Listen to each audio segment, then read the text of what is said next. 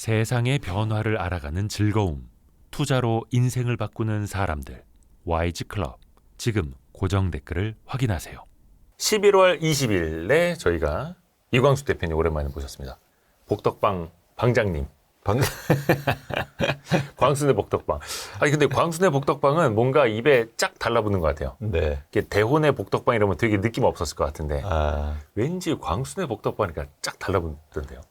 그렇죠. 좀 뭔가 광순아님이 좀 친근해졌어요. 네네. 그러니까 원래 친근한 건 아니고 네. 이제 친근해졌죠. 뭐 연예인도 좀 있고. 보통 친구 이름 중에 광수라는 친구 한두 명쯤은 다 있지 않을까요? 아, 그래요? 여러분도 한번 핸드폰 메모리 한번 찾아보세요. 그래서 오늘은 이제 또 2024년을 또 얼마 안 남겨둔 시점이기 때문에 올해 시장도 한번 정리해보고 내년도 좀 전망을 해보고 하면 좋을 것 같습니다. 우선은 지난번에 그 12호죠? 12호. 네. 광순의 복덕방 12호가 아마 11월 초쯤 네. 나왔고 가장 최근에 13호가 네네. 20날 발간이 됐고 네. 10월 30날이었구나. 참 12호 나왔던 게. 네네. 그거 우리가 한번 되짚어 볼게요. 네. 당시의 주제가 금리였습니다. 금리.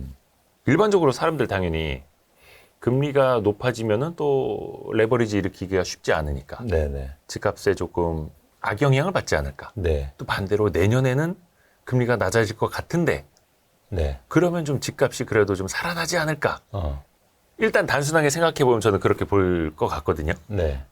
어떨까요? 그러니까 이게 금리에 대해서 저희가 일단 너무 민감해졌어요. 그러니까 금리의 변동성이 되게 크잖아요. 네. 그러다 보니까 자산 시장을 분석할 때 특히 이제 시장 참여자들보다도 시장을 분석하는 사람들이 되게 민감해졌더라고요. 그래서 예를 들면 뭐 금리 전망을 해서 어떻게 해야 된다고 얘기한다든지 아니면 금리가 뭐 오르면 떨어진다고 얘기한다든지 또 네. 떨어지면 오른다고 얘기한다든지 특히 부동산을 얘기할 때 금리 얘기를 되게 많이 하시더라고요. 네. 그래서 한번 금리에 대해서 근본적으로 한번 질문을 좀 해보고 싶었어요. 어떻게 이렇게 부동산 시장에 영향을 진짜 미치는 건지 네. 아니면 영향이 없는 건지 그런 얘기를 좀 해보고 싶었죠. 근데 사실 이 팬데믹 장세 그 직전까지만 하더라도 이게 금리는 부동산에 별 영향을 못 미친다 이렇게 주장하시는 분들도 계셨고 그렇죠. 근데 그 이후에는 근 한 1년 반, 2년 가까이는 너무 금리 때문에 다들 막 몸살을 앓는 상황이었다 맞아요. 보니까 앞으로도 금리가 지배할 것 같아 맞아요. 라는 관성도 생기고 맞아요. 그러니까 이제는 그게 되게 중요한 말씀이신데 네. 저희가 특히 코로나19 지나면서 금리하고 모든 걸 연관시켜서 다 설명을 하려고 그래요. 네. 저는 이거 탈피해야 된다. 탈피해야 된다. 네, 왜냐하면 그때는 좀 그 과거하고 다른 완전 모습이잖아요. 네. 왜냐하면 급격하게 떨어지고 또 최근에 급격하게 올랐기 때문에 이런 상황을 똑같이 예상할 수는 없는 겁니다. 굉장히 예외적인 상황이었기 때문에. 너무 급격했던 네. 거의 뭐 100년에 한번 볼까 말까한 상황. 그렇죠. 엄청 빨리 떨어지기도 했고 또 엄청 또 빨리 올랐고. 그래서 이런 것들을 단기에 경험하다 보니까 많은 분들이 이제 오르라니까 빨리 떨어지겠지. 혹은 뭐 빨리 떨어졌으니까 빨리 오르겠지. 뭐 이런 얘기들을 되게 많이 해서 저희가 좀 더 길게 보면 그렇지는 않거든요. 이게 추세적인 모습을 갖고 있기 때문에 금리의 변동성이 좀 지금 최근에 좀 보아한 모습하고는 좀 다르지 않을까 그런 생각을 일단 갖고 있습니다. 또 하나는 네. 이 말씀을 꼭 드리고 싶어요. 왜냐면 네. 금리가 과연 예측 가능한가죠. 아하. 네. 예측 가능한가? 네. 물론 예측 가능하다고 말씀하시는 분들도 있습니다만. 어떻게 예측 가능합니까? 물론 피터 린치는 그런 말을 했죠. 금리 3번만 맞추면 억만장자 된다고. 그러니까 예. 아니 제가 볼 때 미국 연준 의장도 잘 모를 거예요. 금리가 어떻게 될지. 왜냐하면 자기 금리를 결정하는 게 수동적이잖아요. 데이터에 따라서. 네. 그렇죠. 그렇기 때문에 금리를 과연 예측할 수 있는가에 대해서 저는 굉장히 회의적입니다. 아하. 그래서 예를 들어서 뭐 최근에 왜냐하면 올해 상반기에 주택 가격이 막 오를 때 어떤 얘기를 많이 하냐면 금리가 막 떨어진다고 막 얘기하는 사람이 많았어요. 이제 높으니까. 근데 결과는 그렇게 되지 않았잖아요. 더 갔죠. 예. 그리고 이제는 뭐 계속 고금리가 유지될 거다 이런 얘기를 하고 있으니까. 그러니까 과연 금리가 예측 가능한 범위에 들어오는가에 대해서 저는 굉장히 회의적입니다. 그러면 예측 가능하지도 않고. 그러면은 금리 자체에 대한 어떻게 보면 민감성 자체가 원래 부동산 시장에는 많지 않았다. 그렇죠. 그 지점을 좀 말씀드리고 싶은 건데, 그리고 이제 민감성이라는 게 이제 여러 가지 측면인데, 부동산은 대상 자산의 규모가 크잖아요. 그렇죠. 그러니까 주식과는 달라요. 예를 들어서 미국은 지금 시장 금리가 최근에 미국의 시장 금리가 다시 떨어지니까 주식시장이 막 오르잖아요. 네. 예를 들어서 시장 금리가 떨어진다고 해서 막 주택 가격이 오르고 시장 금리가 오른다고 해서 주택 가격이 빠지는 게 아니거든요. 그렇죠. 그렇게 뭐 민감하게 빨리 변하진 않죠. 그렇죠. 시간이 굉장히 오래 걸리고 또 하나 뭐냐면 이거 흥미로운 그래프를 한번 봐드릴게요. 네. 이게 뭐냐면 주택담보대출 증가액과 주택담보대출 금리를 이제 좀 장기적으로 그려드린 거예요. 무슨 얘기냐면 예를 들어서 우리가 일반적으로 연관관계가 어떻게 나타나냐면 금리가 떨어지면 네. 대출을 많이 받아서 네네. 집을 산다. 네. 그러니까 집값이 오른다. 이거잖아요. 뭐 그렇게 되겠죠. 그러니까 금리 추이하고 대출 금액하고 그러면 상관관계가 있어야 될 거 아닙니까? 네네. 인과관계도 있어야 되고. 네. 근데 한번 보세요. 아하. 2008년도에 주택담보대출이 7%였어요. 최근과 금리가. 되게 유사하죠. 예. 그러다가 6%, 5%, 4% 이렇게 떨어집니다. 네. 근데 잘 보시면 2013년 4%까지 떨어지는데 무려 3%포인트가 떨어지는데 예. 주택담보대출은 증가하지 않아요. 그랬었네요. 그렇죠? 네. 그러다가 어떻게 됩니까? 2014년부터 아하. 주택담보대출이 증가하고 15년, 16년도에 급증하잖아요. 예. 자, 이걸 어떻게 해석할 거냐는 거죠. 저 때는 집값이 좀 막 오르기 시작했었을 즈음으로 기억을 합니다만 금리가 저 때는 떨어져서 주택담보대출 올랐었고 그 전에는 아니었고. 네. 그러니까 예를 들어서 하락폭만 보면 2014년에 4%에서 2015년에 3% 빠졌으니까 네. 1%포인트가 빠진 거잖아요. 네네네. 그렇죠? 네. 그러니까 과거에 3%포인트보다 덜 빠졌다고요. 네. 근데도 주택담보대출이 오히려 3%까지 떨어졌을 때가 폭증했단 말이죠. 그러니까 이게 금리하고 과연 금리가 떨어진다고 해서 대출이 증가하고 그래서 주택 수요가 많아져서 집값이 오른다는 게 저는 인과관계나 상관관계가 높지 않다.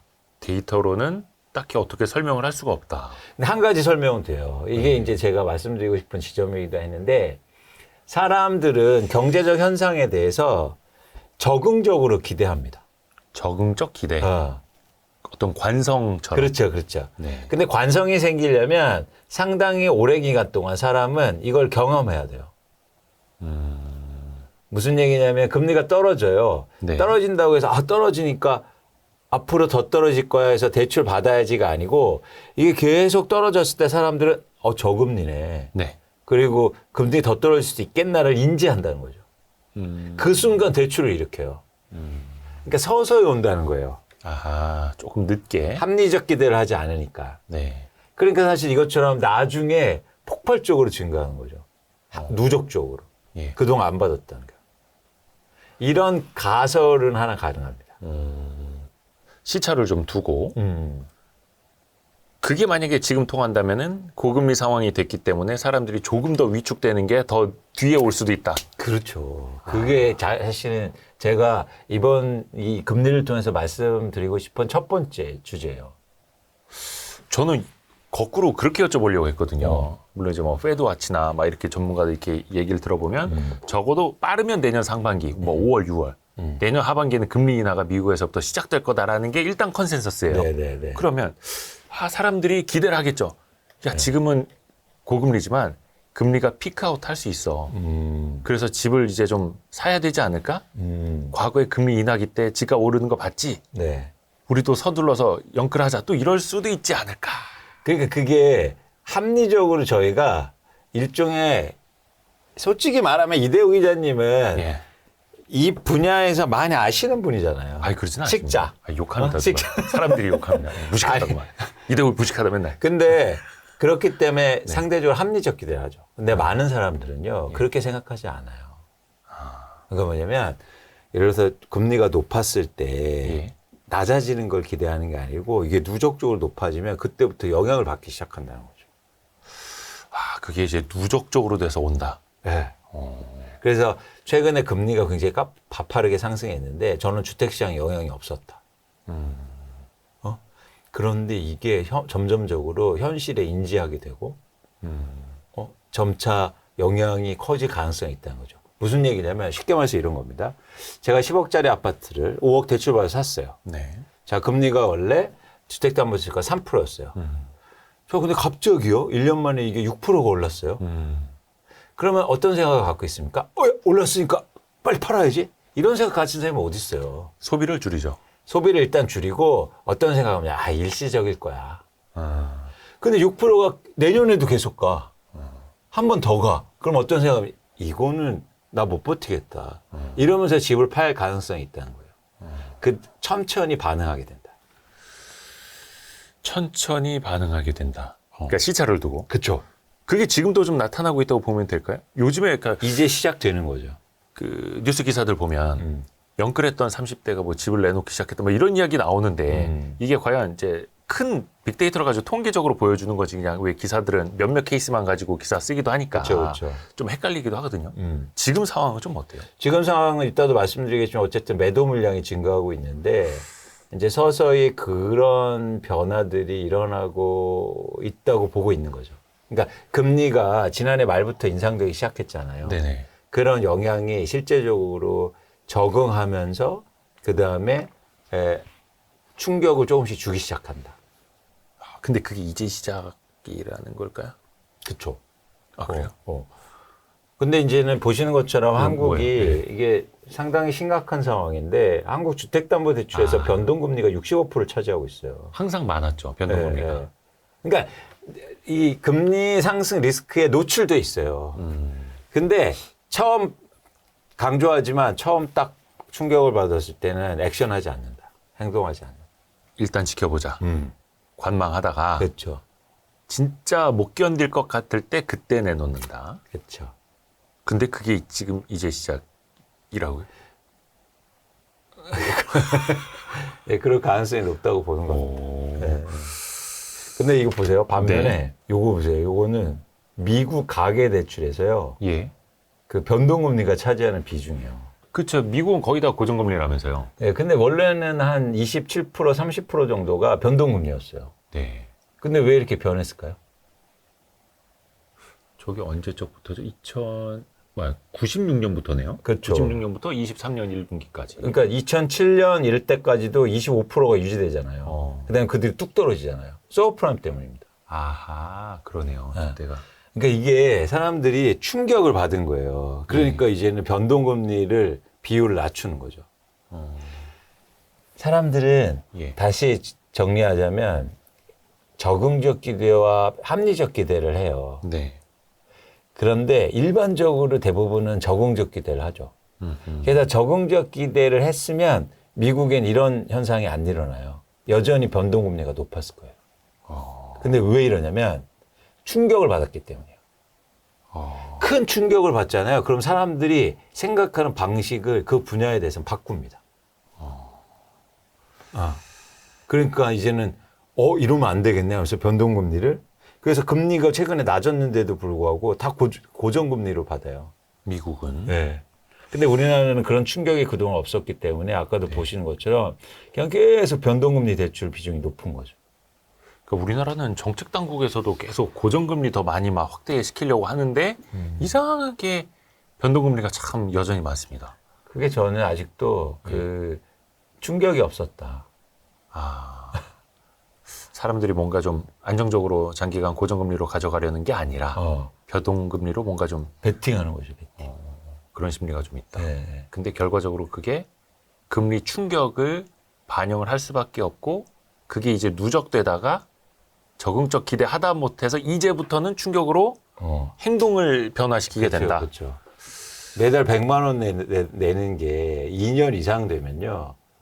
그러면 이제 생각을 바꾸게 된다는 거죠. 1년 동안 일단 애 학원비 빼고 나머지 다 줄이다가 그렇죠. 나중엔 안 되겠다. 근데 거기다 대고 집값이 안 올라요. 그럼 완전 달라질 가능성이 있습니다. 이게 금리에 아주 흥미있는 부분이라고 저는 봐요. 그러니까 금리가 저는 부동산 시장에 영향을 분명히 미치는데 그 시차와 말씀드린 것처럼 시차와 그리고 어떤 경로로 영향을 미치는가를 저희가 유념하게 좀 보실 필요가 있다는 거죠. 예를 들면 네. 올해 상반기에 막 얘기하는 것처럼 이제 금리 높아서 떨어질 거니까 이제 부동산 가격이 오를 겁니다. 이 얘기는 이런 단순한 논리는 아니다. 근데 금리가 상대적으로 높게 체감이 됐던 건 23년 상반기도 마찬가지였지 않습니까? 물론 이제 거의 미국의 금리 인상은 7월이 가장 최근이었긴 했습니다만. 그렇죠. 그럼 그때는 사람들이 일단은 견뎠었고 또 올해 상반기 2023년 상반기 돌아보면은 집값이 좀 반등하기도 했었거든요. 네네. 그건 그냥 뭐 특례보금자리론이라든지 막 이런 그냥 정책적인 영향이라고 이해를 하면 될까요? 아니 말씀드린 것처럼 금리가 뭐 이렇게 계속 높았던 거 아니고 또 하나 뭐냐면 금리가 높으니까 이제 기대를 하게 되는 거죠. 아 이렇게 오래 가지 않을 거야. 아하. 떨어질 거야. 그 사람들도 다 떨어진다고 얘기하잖아요. 네네네. 그러니까 버틸 수 있어. 그러니까 금리가 실제로 사람들은 고금리 때문에 집값이 떨어졌다고 얘기하는데 그게 아닐 가능성이 굉장히 높다고 봐요. 이유는 뭐냐면 고금리에 집값이 영향을 미치려면 이제 두 경로여야 되는데 네. 한 경로는 수요가 줄거나 그죠? 예. 왜냐하면 대출이 안 받으니까 네. 하나는 집을 빚으로 들고 있는 사람들이 팔거나 네. 이 두 가지 경로여야 고금리가 이제 부동산 시장에 영향을 미치잖아요. 그렇죠. 근데 잘 보세요. 최근에 집값 떨어지는 패턴을 보면 훅 빠지는데 예. 안 산다고 그렇게 빠질 수 있습니까? 안 산다고 그럴까요? 뭐 거래가 있으니까 일단은 그 가격으로 찍히겠죠. 그러니까 팔지 않으면 그 가격엔 안 찍혀요. 그렇죠. 네, 그렇죠. 누군가 팔았기 때문이요. 그렇죠. 그런데 그 물량이 그렇게 되게 많지는 않았거든요. 그러니까 호가의 갭이 되게 크고 한 채 뭐 한 콩 갖다 퉁 뭐 이런 거죠. 예. 그래서 저는 그거 빠졌다고 표현 안 하고 저는 고금리 때문에 아니라고 보고 있습니다. 일단 현재까지는 고금리 때문에 집값이 떨어진 거는 아니었다. 네. 그렇게 이제 판단하고 있고 이런 높은 금리 수준이 유지되면 충격이 올 거다. 근데 이게 약간 좀 헷갈릴 수도 있는 게 금리와 집값은 명확히 어떤 비례적인 상관관계가 있는 거는 아니다라는 말씀을 해주셨는데 네. 그래서 지금까지 떨어졌던 그 배경은 안 될지언정 근데 여기서부터 더 떨어진다면 그거는 금리 영향일 수는 있다. 네. 이 말씀이신 그렇죠. 거예요? 누적적으로 영향을 미치니까. 누적적인 영향. 네. 그리고 지금까지 좀 집값이 약세였던 거는 그동안에 여러 차례 뭐 이야기해 주셨던 뭐 소득 대비라든지 그다음에 뭐 매도자들이 조금 더 많이 내놓는다는 네. 거 그런 걸로 우리가 또 기억을 더듬어 보면 되겠죠. 그리고 또 하나는 뭐냐면 그 가장 결정적인 건 집값이 너무 비쌌기 때문이요. 그러니까 그 이제 떨어질 수밖에 없는. 이광수 대표님이 누누이 강조해 주셨던 그런 거고. 네.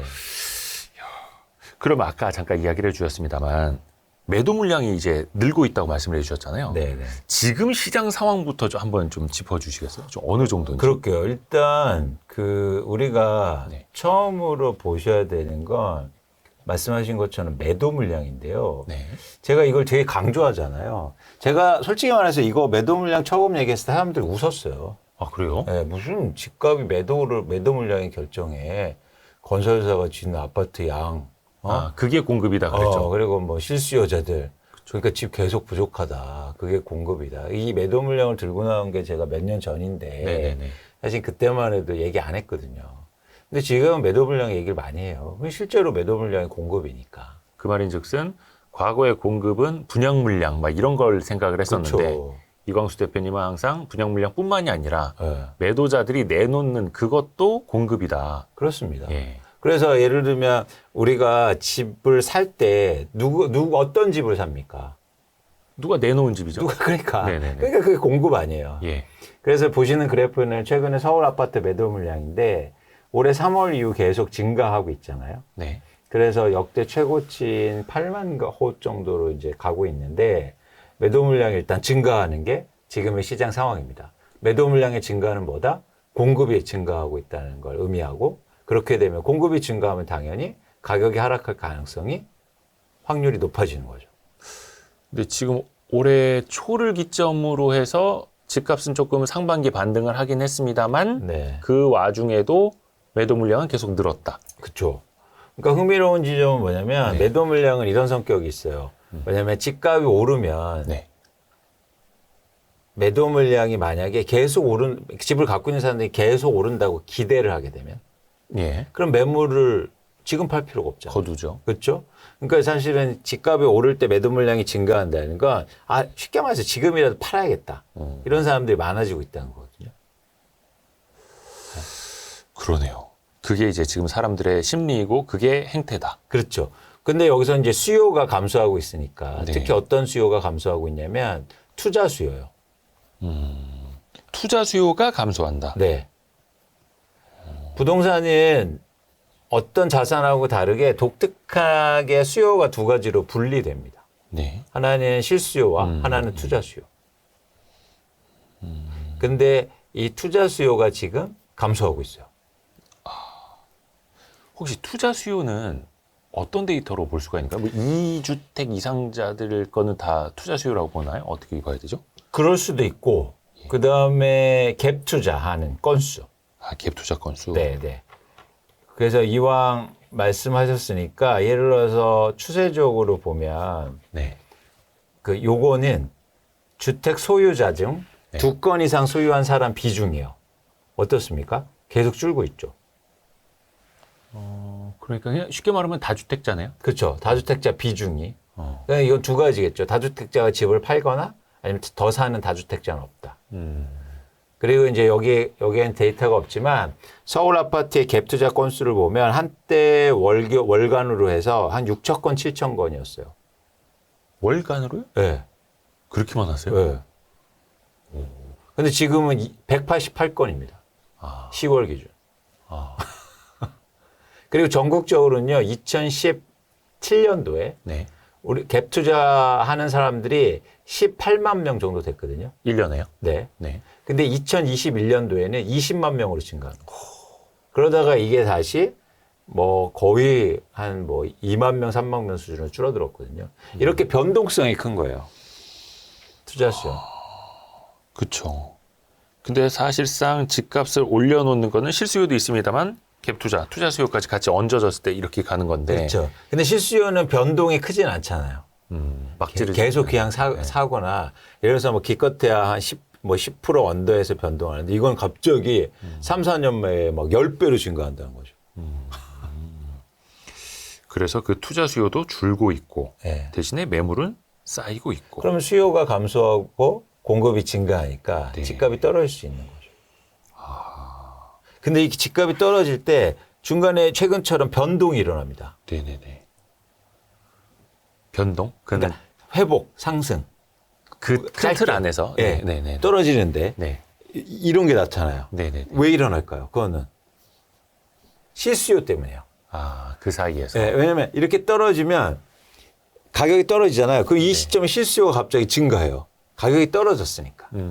기본적으로 재화는 가격이 떨어지면 수요가 증가하잖아요. 그렇죠, 그렇죠. 그러면 그때 다시 최근처럼 회복할 수 있습니다. 근데 이게 지속될 수는 없어요. 가격이 다시 오르니까. 뭐 이 정도 값이면 우리 집 사서 살자. 그렇죠. 특례 보금자리론도 받고. 근데 뭐 가격을 밀어 올릴 수는 없다고요. 그래서 가격이 또 오르면 다시 떨어집니다. 다시 떨어지면 실수요가 들어와요. 그럼 다시 올라요.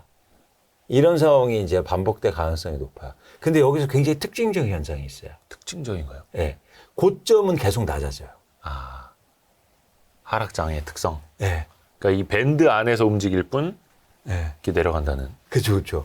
실수요자들이 이러고 사이클을 만드는데 아주 짧은 사이클을 만드는데 고점을 올릴 수는 없어요. 그건 투자 수요만이 할 수 있습니다. 고점은 실수요만으로는 불가능하다. 힘이 약하다. 네. 실제로 최근에 그 주택 소유 통계가 나왔더라고요. 네, 네. 22년 데이터이긴 한데 물론 이제 이것도 과거 데이터긴 한데 네. 2030 세대 주택 소유자가 2021년 대비 12만 3천 명 정도 줄었다고 합니다. 네. 그게 그러니까 언론에서 표현한 걸로는 영끌했다가 못 견디고 팔았다. 그 정확한 비유라고 혹시 보세요? 대표님? 그럴 수도 있죠. 왜냐하면 최악의 상황. 아까처럼 버티지 못하고 최악의 상황에 몰렸을 가능성이 있거든요. 뭐 경매라든가 아니면은 기타 여러 가지 뭐 역전세라든가 이런 문제 때문에 최악의 상황으로 몰리면서 특히 20, 30대가 갖고 있던 그런 물량들이 나와 있을 가능성이 있죠. 근데 그런 물량들은 시장에 크게 영향을 안 미쳤을 거예요. 왜냐면 뭐 예를 들어서 대형 아파트라든지 뭐 이런 건 아니었기 때문에. 그러니까 대세에 영향을 주는 거는 아니고 빌라라든지 아니면 뭐 단독 다세대 주택 이런 것들이 많을 가능성이 커서 예. 또 그런 것도 있습니다. 그 한켠에서는 2022년 기준으로는 12만 3천 명 정도 2030 세대가 주택을 팔았다. 이런 데이터도 나오는 반면에 올해 상반기에 집을 가장 많이 산 연령대를 보면 30대라는 통계가 있습니다. 올해 3분기까지 31만 6,600건 정도 매매 거래가 됐는데 그중에 27%를 30대가 차지했다. 보통 이게 40대가 제일 많았었다 하더라고요. 근데 올해 상반기에는 30대가 제일 많다. 이거는 그럼 어떤 의미인가요? 실수요자죠. 실수요자. 30대가 주택 보유율이 가장 낮기 때문에 네네네. 집값이 오르니까 조금 떨어지니까 불안한 마음에 내가 거주할 집을 산 거죠. 거기다가 이제 정책적인 배려들이 있었으니까 뭐 특례보금자라든지 이런 게 들어왔으니까 무주택자인 실수요자들이 많이 샀을 가능성이 굉장히 높습니다. 그러면 이것도 뭐 분양을 받는 것도 좀 어렵고 차라리 그냥 기존 주택을 사자 막 이런 그렇죠. 수요가 몰렸을 수도 있고. 근데 아까 말씀드린 큰 흐름에서는 그 떨어지는 상황 속에서 가격이 떨어지면 네. 실수요가 들어온다. 30대가 계속 들어와서 사는 거예요. 가격이 떨어지니. 네. 근데 아까 해주셨던 말씀을 반복하자면 그게 추세를 돌릴 수는 없다. 그렇죠. 왜냐하면 30대 가격이 오르면 다시 30대 수요는 실수요는 줄어들 뿐만 아니라 또 하나 뭐냐면 실수요의 특징은 계속 감소해요. 실수요의 특징은 계속 감소한다고요? 네. 그건 어떤 의미일까요? 그러니까 예를 들어서 올해 집을 사는 사람들이 1000명이면 네. 상반기에 300명이 샀으면 700명 남잖아요. 아, 실수요자들 모수 중에서? 네. 아, 네. 실수요자가 계속 증가할 수는 없어요. 그렇게 되면 어떻게 되냐면 이제 10대가 사줘야 돼요. 뭐 인구가 늘든지. 네네네. 그래서 실수요는 계속 줄어드는 특징을 갖고 있어요. 왜냐하면 주택의 총량은 많아지고 또 하나 뭐냐면 지금 다주택자가 감소하고 있기 때문에 실수요는 어쨌든 사면은 수요의 감소로 또 이어지게 됩니다. 그렇기 때문에 고점이 낮아지는 거예요. 수요가 절대량이 감소하니까. 또 최근에 이슈를 보면은 뭐 강동구 그래도 좀 괜찮은 지역인데 청약 당첨된 이후에 계약을 포기하는 사례가 늘고 있다. 뭐 이런 보도들도 나옵니다. 근데 이거는 그냥 그런 국지적인 사례일지 아니면 전반적으로 연끌하기도 이제는 힘들고 뭔가 좀 시장이 다 이제 냉각되고 있다라는 신호일지 어떻게 이해를 해야 될까요? 일단은 그 이유에 대해서 저희가 아셔야 되는데 지금은 서울을 중심으로 해서 뭐 서울이나 수도권이나 고분양가 아파트가 많아요. 네, 그렇죠. 근데 청약 공개율이 되게 높단 말이죠. 예. 당첨이 돼요. 근데 왜 계약 취소를 할까요? 돈이 없기 때문이에요. 이른바 선당 후곰. 그렇죠. 그리고 또 하나 뭐냐면 지금 청약 제도를 개편하면서 세대원이라든지 이런 이제 투자 목적이 추첨 제도 확대되고 이러면서 일종의 투자나 투기 목적의 수요자들이 청약 시장에 대거 들어오고 있거든요. 네. 근데 당첨하다 보니까 좀 그런 거예요. 그러니까 바로 취소해버리고 이런 상황이 이제 반복되는 거죠. 근데 근본적인 원인은 고분양가에 있고 또 하나 뭐냐면 지금의 청약 시장은 유통 시장과 다르게 투자 수요가 들어온다. 아, 그러니까 분양 시장에는 투자 수요가 먼저 좀 들어온다. 그렇죠. 그렇죠. 근데 투자자 중에서 돈이 없는 투자자들이다. 네. 그렇기 때문에 막상 돈 내라니까 겁나는 거죠. 투자 수요도요? 돈이 없는 투자 수요니까. 네. 투자 수요마저도 사실은. 네. 청약 시장에 들어오네. 근데 분양 시장에 그 지난번에도 말씀을 해주셨습니다만 투자 수요는 기존 주택보다 분양 시장에 먼저 들어온다. 네. 그게 이제 지금도 올해에도 펼쳐졌던 모습일 테고요. 그런데 맞습니다. 예. 전형적인데 약간 정책의 효과가 좀 있는 거죠. 왜냐하면 정책이 막 청약 시장은 굉장히 많이 풀어줬거든요. 예. 그래서 둔촌주공이 미분양이었잖아요. 그러면서 청약제도 개편하면서 그때가 기회였는데. 예. 그러면서 어쨌든 청약 시장에 투자자들이 대거 들어온 거예요. 근데 투자자들은 계약금만 내고 살 수 있잖아요. 일단은. 네, 일단은. 그런데 이게 아무리 생각해도 이게 분양권 전매가 안 되고 이러면 되게 그래서 이 시장의 리스크가 좀 커요. 분양 시장은? 분양 시장도. 분양 시장 도. 네. 왜냐하면 나중에 입주 시점에 잔금이나 이런 걸 다 내야 되는데 네네. 지금 중도금이나 이런 거 DSR이나 DTI 규제를 안 받거든요. 대출은. 근데 막판에 입주하라는데 돈이 없는 거예요. 근데 분양권 안 팔려. 그럼 어떻게 됩니까? 아, 취소. 그럼 계약금 날리거든요. 근데 약간 저도 조금 전에 이제 뭐 우스갯소리를 좀 했습니다만, 둔촌주공 같은 경우에 여기에 미분양인 안에 만에 건설사가 청약 경쟁률을 공개 일부러 안 하고 있는 막 그런 이야기가 나왔다가 또 그 후에는 완판이 됐고 또 이거 뭐라 해야 됩니까? 야, 입주권. 네. 프리미엄이 붙었네. 몇 억이 붙었네. 또 막 그랬지 않습니까? 그렇죠. 지금 상황은 어떤가요? 지금 상황도 이제 비슷한데 거래가 막 활발하게 일어나는 건 아니고요. 네. 그때는 둔촌주공 같은 경우에 이제 분양가가 쌌기 때문에 아, 그래요? 비싼 게 아니었어요? 분양가를 규제받았잖아요. 아, 그죠. 허그랑 엄청 싸웠죠. 예. 그러니까 상대적으로 분양가가 쌌기 때문에 이제 그런 현상들이 있는데 지금은 아파트 분양가가 엄청 올라와 있다고요. 예. 그보다 더. 예. 그러니까 쉽지 않은 상황인 거죠. 결국은 첫 번째는 분양가. 고분양가 여부부터 봐야 되는 거고요. 근본적인 이유가 고분양가라고 말씀해 주셨고, 일단은 투자 수요까지는 들어왔는데 뒷감당이 안 되는 투자 그럴 수요가 좀 가능성이 있었을 있다. 수 있다. 그러니까는 계약 취소가 나오는 겁니다. 막 몇백 대 일 경쟁을 보였는데 왜 그죠. 계약을 취소하겠어요? 그러니까 저도 참 그 이해가 안 됐는데. 그러니까 그냥 일단 넣고 근데 대출 받으니까 뭐 금리가 5% 6%예요. 놀라지 않겠습니까? 도저히 자기 소득으로는 감당이 안 되는. 예. 만약에 그게 그 대표님이나 대표님의 아주 친한 지인이었다. 그러면 그런 상황에서 그냥 취소해라라고 조언을 해주실 수 있겠어요? 아니면은 빤스라도 벗어서 팔아서 견뎌라 라고 하시겠어요? 아, 저는 아예 청약도 안 하게 하죠. 청약이요. 당첨되면 네. 그 청약 권리가 없어지잖아요. 1순위. 아, 그렇죠. 청약 통장 위험한 한번 거예요. 써버리고. 그거. 나중에 분양가 떨어지고 막 삼계신도시 분양되고 이러면 그때 써야 되는데. 그때는 또 공급이 많아지니까 경쟁률이 좀 낮아지지 않을까요? 아니 좋은데 아닌가? 좋은데 있어요. 좋은데. 아, 좋은데 한 방에. 좋은데 해야 되니까. 아, 그리고 이거 여쭤봐야겠다. 앞으로 재건축도 많아지고. 이 중요한 겁니다. 중요한 건. 그러면 이제 이광수 대표는 맨날 집값 안 좋다고 하는 거냐? 그럼 그래도 뭔가 어디선가 기회를 봐야 되고 광순의 복덕방 홈페이지 들어가 보면 투자로 빈부의 격차를 줄일 수 있다고 돼 있는데 관망만 해서 언제 빈부의 격차를 줄이냐? 이제 여기서 이제 질문을 드리겠습니다. 이광수 대표님이 최근에 한 언론사 매경 머니쇼였을 겁니다. 네. 그거 가셔서 이런 말씀하셨더라고요. 2024년은 집을 팔려는 사람들의 움직임에 주목하면 좋은 기회를 잡을 수 있을 것이다.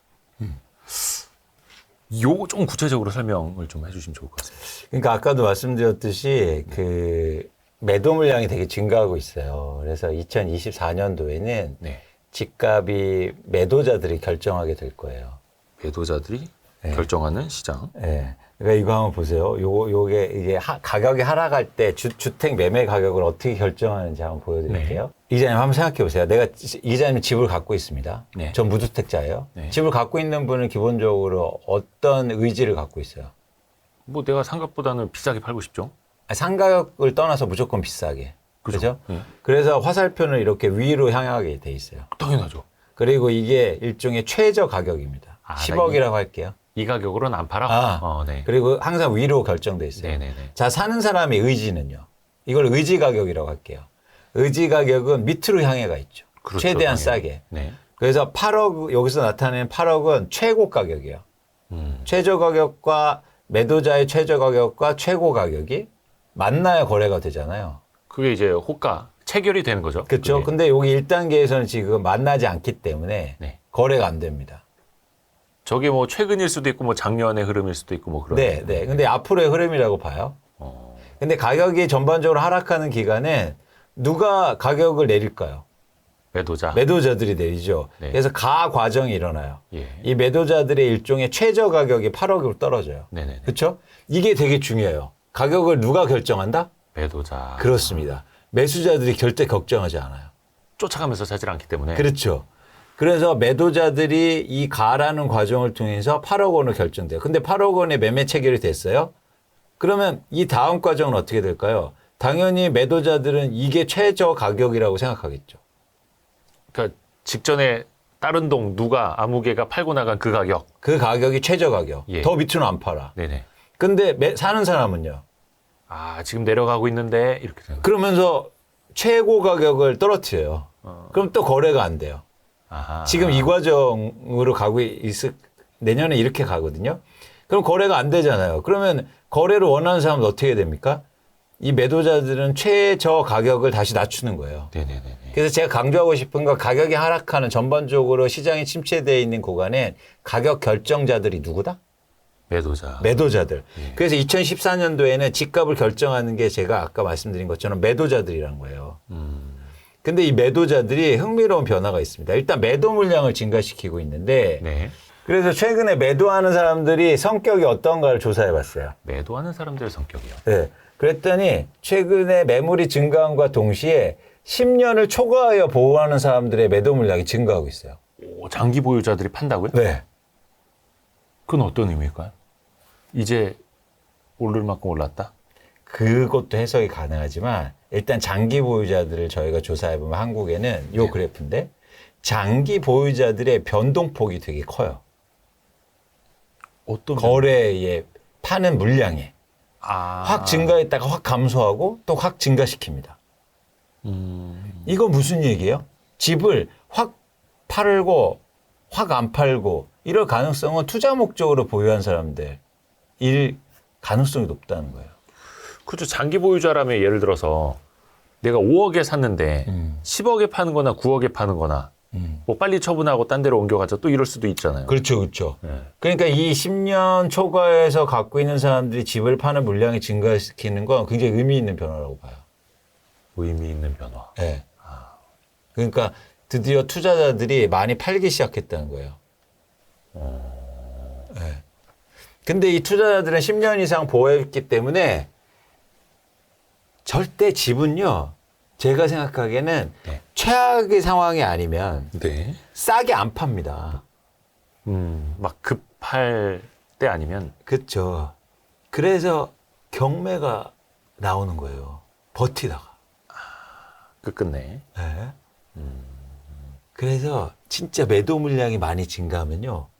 돈 번 사람들이 매도를 시켜야 돼요. 이해하셨어요? 네네네네. 그러네요. 돈을 못 벌고 있고 약간 이제 막 그 마지노락이 막 쪼여 있는 사람들 끝까지 버틸라 하다가 그러다 경매로 나와요. 그런데 돈을 최소한 10년 이상 산 사람은 2배 올랐어요. 그러면 가격의 민감도가 떨어진단 떨어지죠. 말이에요. 아, 2억 정도 빠졌어요. 어차피 내가 산 것보다 지금 2배 됐는데 뭐 그 5천만 원 1억 그냥 빨리 정리해. 그래. 그거죠. 그 지점이죠. 그런 사람들이 많아지고 있다는 게 되게 중요해요. 그러면 아까 화살표처럼 아까 이런 화살표 보여드렸잖아요. 이런 과정이 되게 빨리 일어날 수 있다는 거예요. 아, 저렇게 어떻게 보면 이제 일종의 갭이 메워지는 건데 그것도 계단식으로 내려가는. 네. 그리고 또 하나 되게 중요한 변화가 있어요. 네네네. 이렇게 매도자들이 집값을 결정할 때는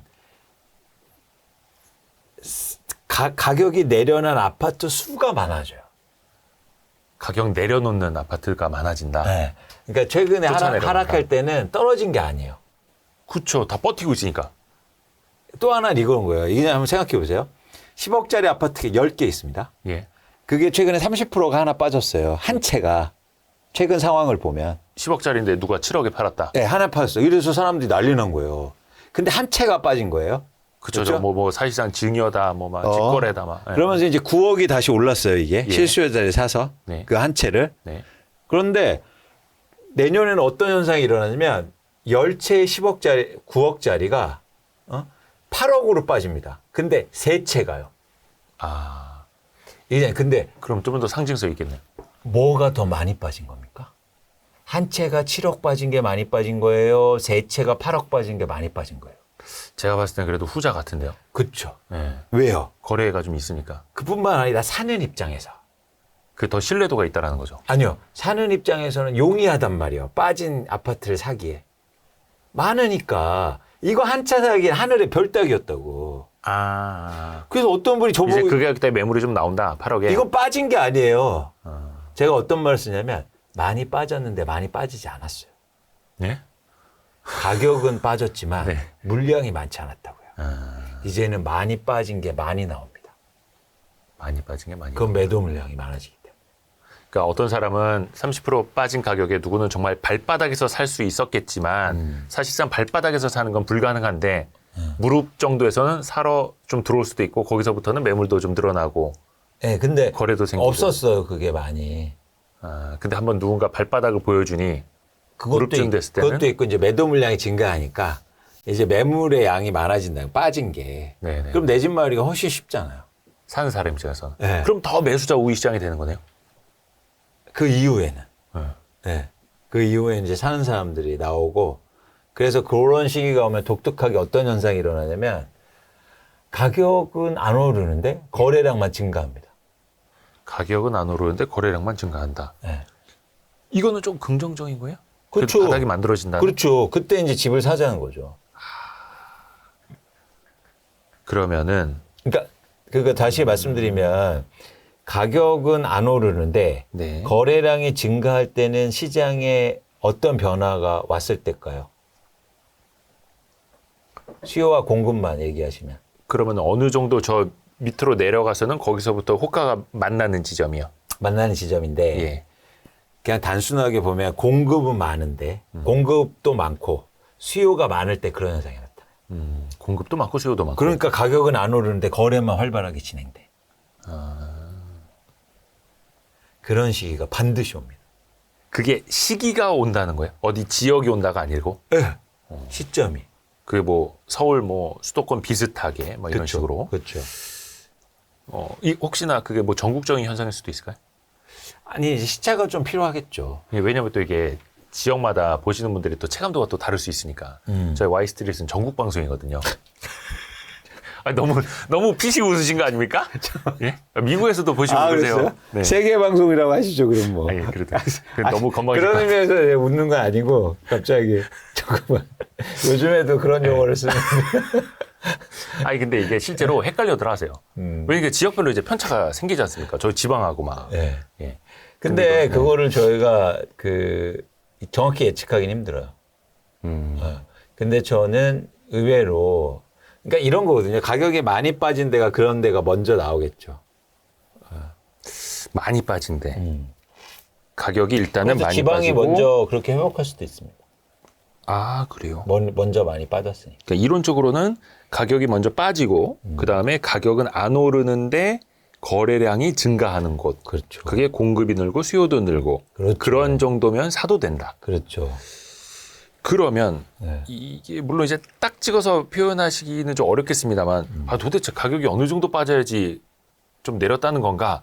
좀 예전에는 그 뭐 고점 대비 30% 이런 것도 좀 말해주신 걸로 기억을 합니다. 맞아요. 그래서 최근에 30% 빠지니까 이제 실수요자가 들어오잖아요. 네. 근데 저는 그거는 이제는 가격이 하락할 때의 모습이고 그리고 지금은 그게 약간 무의미해졌고 지금 그 거래량이 더 중요해 보입니다. 앞으로 시장. 거래량이 더 중요하다. 네. 그러니까 집값이 빠졌는데 거래량이 안 늘어요. 그럼 더 빠진다는 얘기예요. 아하. 반대로 가격이 한 10%밖에 안 빠졌는데 거래량이 증가해요. 그러면 다 빠졌다는 얘기거든요. 근데 또 이제 매수자 입장에서는 거래량 늘고 있네? 이러다 또 올라가는 거 아니야? 쫓아가야 되지 않나? 또 이렇게 또 생각하실 수도 있지 않을까요? 아니 그러니까 집값이 떨어지는데 거래량이 막 증가하면 내 집 마련하자니까요. 근데 그 가격이 네. 이제 밑에서 이렇게 해서 이렇게 올라가는 게 아니라 네. 옆으로 갈 수 있다. 그렇죠. 옆으로 가야 때다. 갈 때가 중요하다. 같이 오르면 안 돼요. 그럼 다시 빠지는 겁니다. 근데 예를 들어서 2022년 대비 23년 초만 하더라도 뭐 강남 물론 이제 이거 자꾸 강남으로 비교하면 안 되는데 어디 바닥 친 다음에 또 막 오른다 이러니까 그러니까 그거는 예. 일종의 쉽게 말해서 그 이후로 계속 오를 수 없다는 거예요. 그러니까 그거 쫓아갈 필요 없다 실수요자라면. 그렇죠. 그러니까 다시 말하지만 비교하실 수 있죠. 자, 떨어졌어요. 예. 근데 거래량이 증가하기 시작해요. 네. 근데 가격도 같이 오릅니다. 이건 아니에요. 그건 따라갈. 다시 빠진다, 이건. 그래요. 네. 근데 가격이 빠졌는데 거래량이 이제 추세적으로 증가하는데 가격은 그대로야. 그럼 그거는 그때가 바닥이라는 거예요, 진짜. 신뢰성 있는 바닥이다. 네. 그러니까 가격이 오르면 안 돼요. 다시 가격이 오르면 아까 말씀해 주셨던 것처럼 실수요자들은 조금 못 산다. 그렇죠. 실수요자들의 그렇죠. 수요가 좀 다시 그렇죠. 못 쫓아온다. 예, 그리고 그거는 투자 수요가 들어오는 것도 아니기 때문에. 예. 그리고 또 그때 머니쇼에서 하셨던 말씀이 집을 팔고 다른 지역으로 옮기든지 네. 다른 자산으로 옮기고자 하는 수요가 내년부터는 나타날 거다라고 말씀해 주셨어요. 다른 지역, 다른 자산. 뭔가 이전 수요가 그럼 내년부터는 좀 나타날 거다. 제가 그런 말 했어요? 안 했는데. 아, 그래요? 제 말이 아닐 겁니다. 기사화된 거 제 워딩 가져온 건데. 네, 제 말이 아닐 겁니다. 아, 그래요? 예. 예. 이거 기사 뉴스. 이렇게 해서 저희가 항상 체크를 하는. 예. 그래서 제가 이제 중요한 게 이제는 2024년부터는 좀 의미 있게 여러분들이 좀 시장을 잘 보셔야 되는데 일단 첫 번째 기준은 많이 빠질 지역을 한번 보고 싶은 거예요. 많이 빠질 지역이 빠진 지역이요. 빠질 지역. 그러면 약간 이런 걸 얘기하는 게 웃기지 않습니까? 사람들은 아니, 저 너무 좋은데. 많이 오를 지역을 얘기하잖아요. 근데 저는 많이 빠질 지역을 한번. 근데 그 말인즉슨 많이 빠지니까 도망가라가 아니라 많이 빠지니까 유심 관심 있게 가져라. 보자. 그렇죠. 그 말. 그렇죠. 아, 그럼 중요하죠. 그러니까 이게 왜 중요하냐면 네. 부동산은 사용 가치가 있기 때문에 네네네. 무조건 빠지면 사면 됩니다. 어딥니까? 그러니까 그러면 제가 계속 논리적으로 연결해 보면 많이 빠질 지역은 어딘가요? 누군가 많이 팔 지역. 네. 누군가 많이 팔 지역은 어떤 지역인가요? 누군가 투자 목적으로 많이 갖고 있던 지역. 그잖아요. 네. 논리적으로 연결되죠. 네. 그러면 지금 상황에서 어느 지역이 누가 투자 목적으로 가장 많이 갖고 있는가를 조사해 보면 되잖아요. 네네. 그래서 이 표예요. 2022년 말 기준으로 해서 전체 주택에서 투자 목적 수요자들이 보유하고 있는 비율입니다. 저기 거기다 서울인가요? 서울만 일단. 예, 용산이 제일 많고. 용산, 중구, 강남, 마포, 서초, 성동, 종로, 영등포 이런 데가 투자 목적으로 많이 보유하고 있어요. 특히 제가 용산을 되게 주목해서 봐요. 그리고 저도 저 표 보고 놀란 게 용산 지역에 그러면은 투자 목적으로 사놨던 사람들이 서울에서 제일 많았던 건가? 라는. 지금 갖고 있는 집 중에서 거의 50%가 투자 목적으로 갖고 있어요. 용산의 주택 중에서. 물론 거기에 재개발에 대한 개발 이슈가 많아서 예. 이제 소형 주택이라든가 이런 게 많은데 어쨌든 그런 주택들도 변화가 클 수 있습니다. 어떤 진폭이 커질 수 있다. 그렇죠. 하락폭이요. 쉽게 말하면. 매물이 증가하면. 그래서 저희가 되게 관심 있게 보고 최근에 용산 안 빠졌거든요. 빠질 때도 버텨요. 네. 근데 매물이 증가하는 구간에서는 용산도 하락할 가능성이 되게 높아요. 그래요? 다들 사람들이 투자하고 싶고 사고 싶고 막 대기 수요가 많아서 안 빠지고 버틴 걸 수도 있는데 오히려 이게 하락 구간에서 더 위험할 수 있다라고 보시는 그렇죠. 거예요? 왜냐하면 투자 목적으로 집을 많이 갖고 있으니까 집을 많이 내놓을 수 있다. 내년도의 화두는 뭐다? 매물의 양이에요. 매물, 파는 사람들이 가격을 결정한다. 제가 계속 강조하잖아요. 네. 그러면 투자 목적으로 누군가 많이 갖고 있는 지역은 하락폭이 클 수 있는 거죠. 네.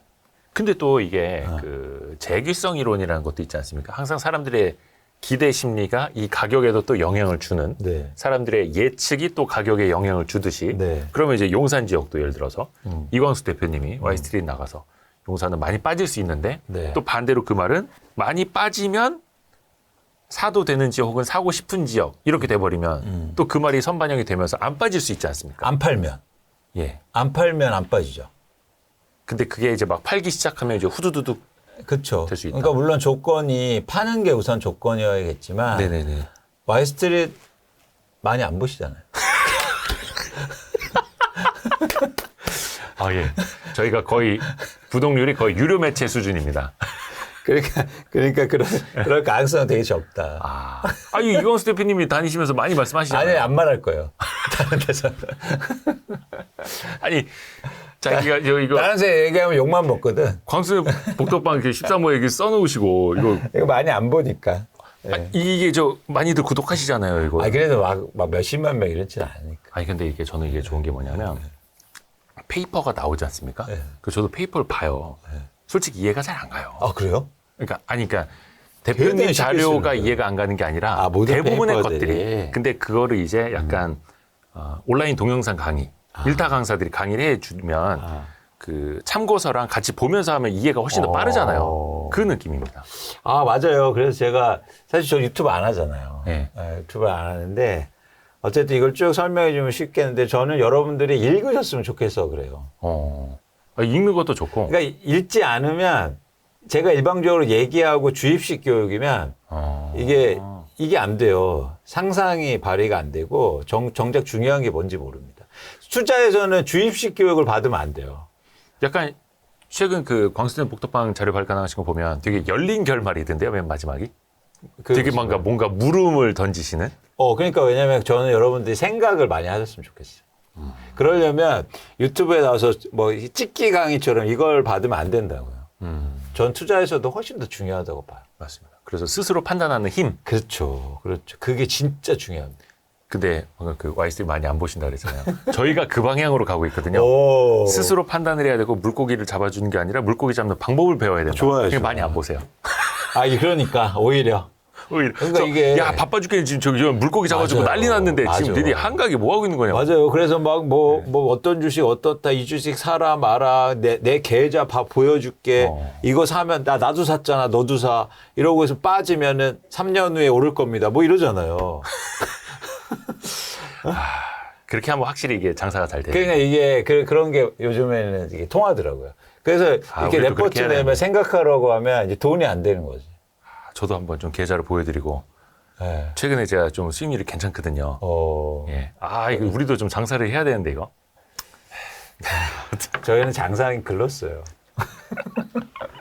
그렇습니다. 뭐 이게 얼굴이 두꺼워야 되는데 안 예. 돼. 조금씩 더 장착을 해 나가시죠. 같이. 그래요? 뭐 이렇게 같이 얼굴에다 뭐 팩도 붙이고. 알겠습니다. 그래서 예.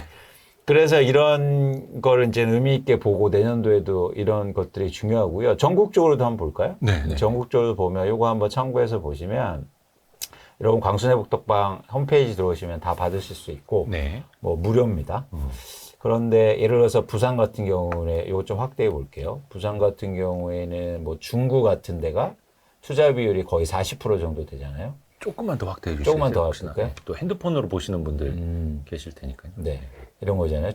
부산광에서 중구가 38.9%가 투자 비율이니까 투자로 갖고 있는 분들의 시장에 물건을 내놓으면 그만큼 변동성이 커지겠죠. 대구 같은 경우에도 중구. 이게 중구가 의외로 다 좋은가 봐요. 인천광역시도 중구. 그죠? 어디든 가운데 있을 테니까요. 그러니까 의외로. 과학이네 저거. 그렇죠. 그래서 광주광역시는 중구가 없더라고요. 동구. 그래서. 그래요? 광주시 중구가 없더라고요. 대전시는 좀 비슷한 모습. 울산시가 굉장히 낮잖아요. 그죠? 그러네요. 울산시는 대부분 실시간화. 자가 점유율이 많아서 그래요. 그래서 상대적으로 이 가격 변동폭이 크지 않을 겁니다. 그런데 이건 안전한 건 아니에요. 가격이 빠지는 게 안전한 거거든요. 경기도 보시면 팔달구, 수원 팔달구가 35%뭐 이런데 수정구 32%. 그죠? 그다음에 또 높은 데가 일산 동구 이런 지역들. 과천시 29.6%. 한 20% 후반 정도는 가야만 네, 편이다. 그렇죠. 세종시가 또 높잖아요. 투자 목적으로 되게 많이 보이고 있는 거예요. 30%. 그러니까 지방에는 또 이렇게 약간 또 서울하고는 좀 낮은 수준이지만 변동폭이 크니까 그러니까 누가 더 집값이 많이 빠지겠습니까? 지방인가요? 서울인가요? 지방일까요? 서울이죠. 왜냐면 많이 빠질. 네, 훨씬 더 투자 비율이 높잖아요. 그렇잖아요. 그러니까 앞으로 어떤 그 투자 수요가 거품이 빠지면서 변동폭이 커진다면 아니, 이렇게 매물이 증가하면서. 매물이 증가하면서 네. 자꾸 딴 데 가지 마시고. 매물이에요, 매물. 매물. 그러니까 2024년의 최대 화두는 매물의 양이다. 그렇죠. 근데 집을 파는 사람은 누구다? 매도자, 기존 보유자들, 기존에. 근데 어떤 집을 갖고 있는 사람? 다주택자, 투자 수요. 투자 수요. 예. 투자 수요라고 하지 말고 투자 보유자라고 투자 할게요. 보유자. 헷갈리니까. 예. 투자 보유자가 보유한 사람들이 내놓는 매물의 양이 집값을 결정할 텐데 그러면 지역별로 조사해 보니까 투자로 많이 보유하고 있는 지역이 가격 하락폭이 클 가능성이 높다는 거죠. 근데 서울 같은 데가 훨씬 더 높으니까. 그거는 그러면 약간 그 무주택자들, 대기 수요 하시는 분들은 일단 주시를 하고 있어라. 그럼요. 그래서 그런 구간이 오고 많이 빠지는데 많이 빠지는. 그러니까 가격 하락폭도 그렇고 매물의 양도 많아지는 그렇게 하락한 게 그러면 여러분들이 내 집 마련하실 필요가 있다는 겁니다. 그래서 또 그런 말씀도 하셨더라고요. 내 집 마련을 고민한다면 입지는 훌륭하지만 매도세가 몰려서 순간적으로 가격이 내려가는 곳을 주목하라. 그렇죠. 그게 전형적으로 이 수치가 보여져요. 투자자들이 많이 보유하고 있다는 건 무슨 말입니까? 좋은 곳이라는 거죠. 예, 그렇죠. 예. 아니, 그 용산이 좋은 곳이기 때문에 투자를 많이 갖고 있는 거예요. 그렇죠. 대부분 시의 중구. 예. 예. 근데 그런 지역의 가격이 많이 빠지면 당연히 관심을 가지셔야 되죠. 그렇죠. 근데 이 가격이 빠질 때는 어떤 생각을 하게 되면 가격이 덜 빠진 거를 안전하게 생각해요. 이거 아닐 것 같으시죠? 네, 네. 근데 당연히 그렇게 돼요. 어떻게 얘기하냐면 직접 집을 사러 가면 아이고 저기 이 집은요 덜 빠졌어요. 그래서 안전해요. 라는 말을 많이 해요. 그렇게 볼 수 있죠. 뭔가 우량주 같고. 그렇죠. 근데 집은 절대 그렇지 않다는 겁니다. 많이 빠져야 안전한 거예요. 그러니까 사실 왜 주식에서 빗대서 보면 대장주가 오를 땐 가장 많이 오르고 빠질 땐 덜 덜 빠지고, 빠지고. 막 그러지 않습니까? 네. 그게서 우량하다 또 그게 진짜 대장주다. 네. 중심주를 사야 된다. 그렇게 네. 표현을 하는데 그렇죠. 근데 집은 그게 아니다. 맞죠. 그 이유는 사용 가치의 차이 때문에. 사용 가치. 그러니까 주식은 사용 가치가 없기 때문에 빠진 걸 사면 안 돼요. 뭐 배당을 많이 주지 않는 이상. 네. 그렇죠. 그러니까 빠진 걸 사니까 계속 깡통 계좌가 되는 거예요. 계속 빠져. 빠진 거를 안전하다고 생각하면 안 돼요. 근데 부동산 사용 가치가 있기 때문에 빠지면 아하. 반드시 오르게 돼 있어요. 그러니까 많이 빠질수록 안전한 겁니다. 24년도에는 화두가 매물의 양이고 네. 핵심은 일시적으로 많이 빠진 그러나 입지는 훌륭하지만 매도세가 몰려서 일시적으로 많이 빠진 지역. 그렇죠. 그리고 아까 그 갭 투자가 많았던 투자 수요가 많았던 그러니까 수요 빼고 투자 네, 그런 게 많았던 것들을 주시하라. 투자가 많아지면 투자가 많으면 누군가 투자로 많이 집을 갖고 있고 그 사람들이 매물을 내놓겠죠. 네. 그럼 매물이 증가하면서 가격 하락폭이 커지면 그러면 그때 하락폭이 커졌는데 시장의 거래량이 추세적으로 회복하여 집값을 안 오르면서 그러면 내 집 마련하기 굉장히 좋은 시점이라고 겁니다. 그게 내년이 될지 내후년이 될지는 좀 지켜봐야겠지만 계속 시장을 유연하게 바라보면서 어쨌든 그런 시기가 이제 다가오기 있다.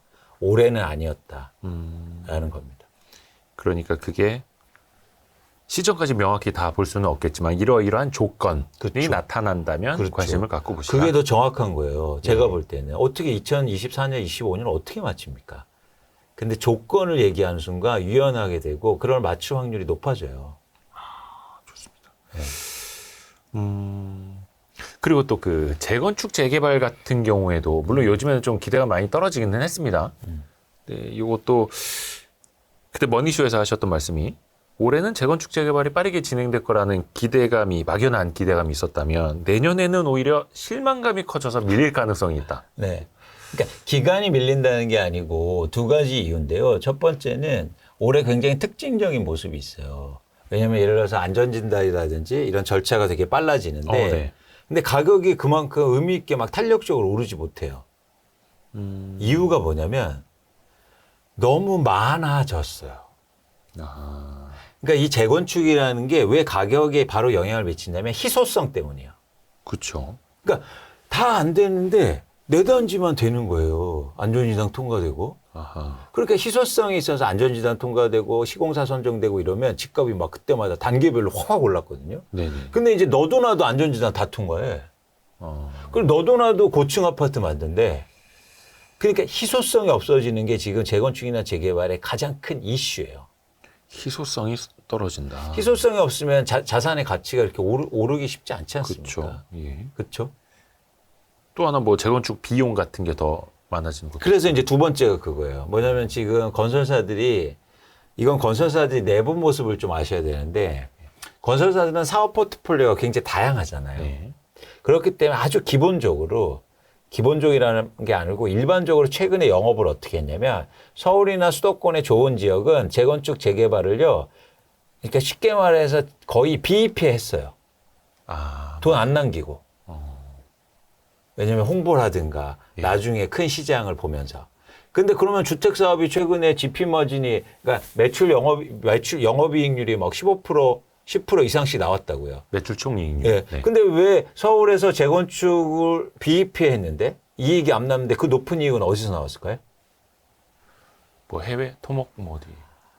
지방에서요. 아 지방에서. 지방에서 엄청나게 고분양으로 분양한 다음에 서울에서는 재건축을 싸게 져주는 거예요. 아하. 아, 이게 충격적이죠. 우리 이광수 대표님이 건설사 출신 아니십니까? 건설사 에이스 출신이죠. 농담이에요. 농담. 건설사 중에서도 에이스. 여러분 댓글로 막 뭐라고 하지 마시고. 야, 아닙니다. 농담이에요. 댓글로 뭐라 해주십시오. 농담이고. 하여튼 건설사 지방에서 많이 남기고. 아이고 건설사 20년간 분석했잖아요. 아. 그러니까 이해하셨죠? 네네네네네. 왜냐면 지방에서 워낙 마진을 높게 받았기 때문에 그 돈으로 영업이 가능했어요. 근데 지금 지방에서 미분양 난단 말이죠. 지금 재건축을 그 가격에 수주할 수 없습니다. 아. 그렇게 되면 여러분들이 생각하시는 것보다 훨씬 더 분담금을 많이 내셔야 될 거예요. 그러니까 서울에서 건설사들이 싸게 지어드리겠습니다. 이걸 이제 못한다라는 거죠. 그렇죠. 그렇죠. 그래서 경쟁할 때 막 내 원가가 심지어 평당 700만 원인데 수주할 때 막 650만 원 제시해요. 손해 들이면서 져주겠습니다. 막 이래요. 막 그 지역의 랜드마크 막 강남 그렇죠. 지역. 그러면서 네. 막 서로 경쟁하고, 막 이주비 준다고 그러고 이런 거 불가능하다 이제 앞으로. 그거는 원가가 올라서 이런 원인도 있지만 근본적으로 돈을 벌 길이 막혔어요. 건설사가. 네. 그래서 지방 분들은 사실 열받아 할 필요가 있어요.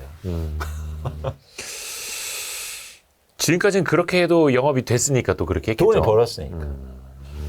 그리고 또 서울에서 그렇게 지면 지방에서도 분양이 잘 돼.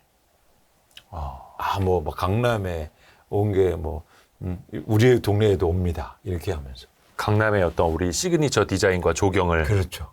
여기로 지방은 갖고 여기에도. 오는데. 그러니까 분양가 높게 얻어 막 분양 잘 되고 이런 어떤 선순환의 구조였으면 이제 반대로 안 되니까 여기도 더 힘들어지는. 그래서 여러분들이 조합원들이 여러분 잘 이거 재건축 사업 잘 보시면 이제 여러분들이 생각하시는 것보다 분담금이 훨씬 더 올라갈 거예요. 그럼 진행하기 그쵸, 쉽지 그쵸. 않겠죠.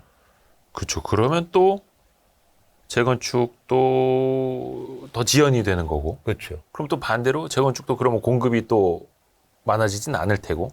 그럼 반대로 그 희소성이 떨어졌던 게 다시 또 희소성이 올라갈 수도 어떤 있겠네요. 있었어요? 예를 들어서 비용이 많이 드니까 야 우리 지금은 못하겠다. 한 3년 더 두고 보자. 이렇게 되면서 또 재건축에 대한 공급이 또 줄어들 수도 있잖아요. 근데 멸실은 없어지지 않잖아요. 그렇다고 해서 그 다 뭐 이렇게 부시고 막 이래야 되나? 아니 그게 아니고 재건축이 진행이 안 되면 멸실주택이 감소해요. 이게 되게 중요한 건데 재건축이 진행되면 공급이 많아지는 게 아니라 공급이 감소한다고요. 일시적으로. 일단 그것부터 공급이 감소되고 나서 증가하는 거니까요. 그렇죠. 그래서 시장의 충격도 굉장히 컸거든요. 최근에.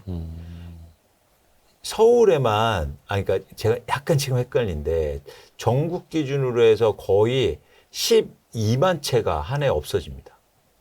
언제요? 2021년도에요. 네. 충격적이지 않습니까? 전국의 아파트가요, 30만 채, 35만 채가 분양되는데 1년에? 12만 채가 없어졌어요. 그게 이제 재건축. 이슈 때문에. 그게 곧 공급의 감소. 그렇죠. 르르. 그런데 재건축이 진행이 안 되면 멸실주택이 없지 않습니까? 네네네. 그러면 공급이 줄어들지 않는다는 거예요. 그래서 재건축 재개발이 어떻게 보면은 뭐 시장의 뭐 방향을 바꾸는데 별로 이렇게 영향을 주지도 못할 테고요. 그런데 오히려 밀린다면 재건축 재개발 가격이 떨어진다면 피가 빠진다면 오히려 이때 또 타이밍을 주목할 필요 있다 이렇게 또 말씀도 하셨던데요. 그렇습니다. 맞습니다. 항상 그게 뭐든 재건축 재개발이든 뭐 신축이든 뭐든 가격이 많이 떨어지면 관심 있게 봐야 된다. 역발상으로. 네, 근데 재건축 재개발이 상대적으로 투자 비율이 높거든요. 거의 그렇죠. 네. 그렇기 때문에 오히려 내년도 같은 게 가격을 더 많이 빠질 수 있죠. 신축보다. 신축보다 더요? 네. 그러니까 이런 식으로 방향성을 잘 잡아야 돼요. 그러니까 단편적으로 생각하면 이런 거죠. 네. 어떻게 얘기하냐면 자 재건축 재개발 진행이 잘 안 돼. 네. 그러면 이 기자님처럼 아까 어떻게 말씀하시는 분도 계시냐면 그럼 공급이 안 되지. 신축 공급이 안 되지. 그러니까 신축을 사야 돼. 이거예요. 네네네. 그거는 어떤 거에 관심을 갖고 있는 겁니까? 가격이 오른다는 거에 관심을 갖고 있는 거잖아요. 그죠, 오를 기대를. 그러니까 저의 지향점 완전 달라요. 저는 가격이 빠지는 거에 관심이 있어요.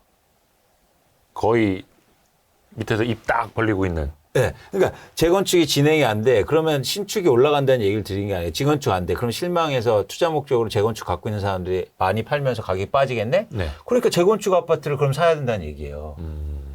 근데 사람들은 오르는 거를 자꾸 얘기하더라고.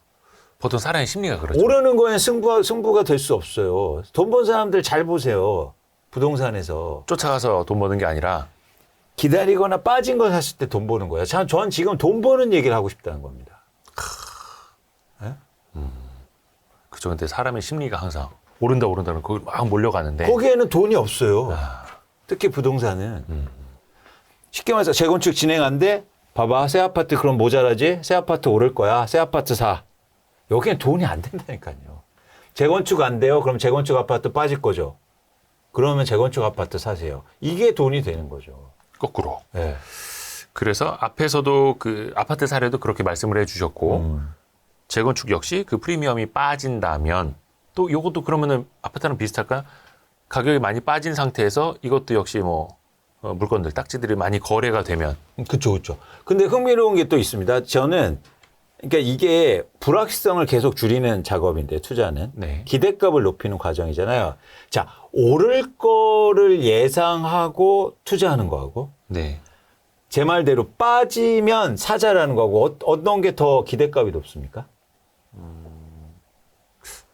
빠져서 거래량이 늘어날 때 사다. 그러니까 빠지면 예. 사는 게 예. 기대값이 높일 수 네네네네. 있잖아요. 네. 오르는 걸 예측하고 사는 것보다. 아, 네네. 그렇죠. 이거 불확실성이 크니까. 네네네. 전 이 얘기를 하고 싶다고요. 빠지면 산다. 근데 여기서 이렇게 얘기하시면 야, 그거 사기 힘들잖아. 그런 시기가 오겠어요? 뭐 이런. 그렇죠. 오겠어요. 근데 오는 걸 확인했죠, 이번에. 아, 그리고 물량이 많지 않다? 물량이 많이 오는 시기가 내년에 온단 말이죠. 그렇기 때문에 내년부터 관심 있게 보는 겁니다. 그 물량이 많이 오는 시기라는 건 저희 앞부분에 이야기를 했으니까 그것도 돌려보시면 될 테고요. 아하. 그러면 뭔가 그 재건축 그 입주권 역시도 약간 그런 시기가 온다면 그런 조건값을 갖춰놓고 그렇죠. 그런 데이터가 나타날 때 관심 있게 들어가자. 그렇죠.